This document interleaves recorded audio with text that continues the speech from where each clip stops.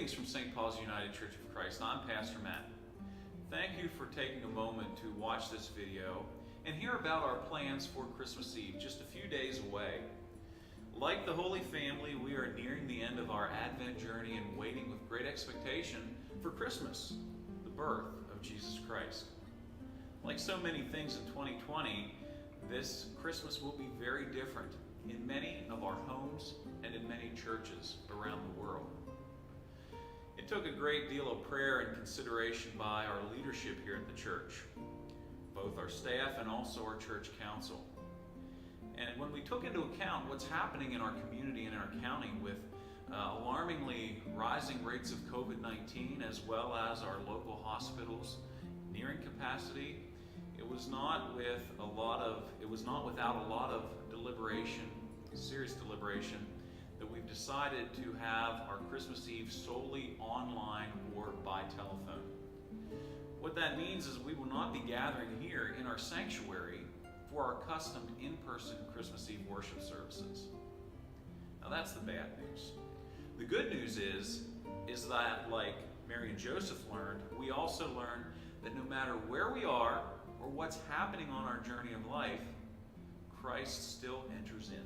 He's still born. And in an effort to still have communal worship together, worshiping in spirit and together digitally, we have a few things planned for you on Christmas Eve. Using our online resources on Facebook and our YouTube channel, we will have two things happening on Christmas Eve. At 4 o'clock, we have a very special event happening called the St. Paul's Family Christmas Sing-Along. This is a new thing we're trying, where you will be joined with a number of folks from around our church family in singing songs of the season, both sacred and secular. So pull up a chair, grab a glass of eggnog, a Christmas cookie or something, and enjoy the sounds of the season. Then at 7 o'clock, we will have our traditional Christmas Eve candlelight service. We will have Holy Communion in that service, as well as a little different kind of a candle lighting event. So if you like to in your own home, put your communion elements aside and a candle, and you can join us in that. For those who are non-digital users, or for those who would just like to join in a different kind of service, at 3 o'clock in the afternoon, we will have our telephone service. It's a live service where we're joined with folks from around Somerset County, and even one of our church family members in Florida, just moved to Florida, for our Christmas Eve service. If you're interested in phoning in, please contact me directly, either by calling the church, emailing the church, or direct messaging me on Facebook. And I'll get you those call-in details.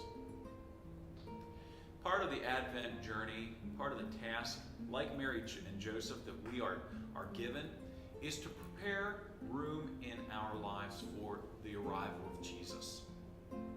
Their journey was arduous.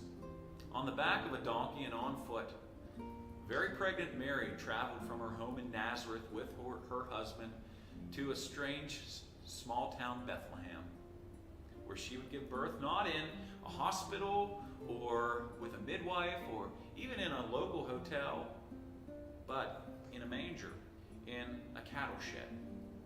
It's up to us to prepare a place for Jesus in this extraordinary year. I hope you will take the remaining days to prepare a place for his arrival. May your home be that stable. May your heart be the manger.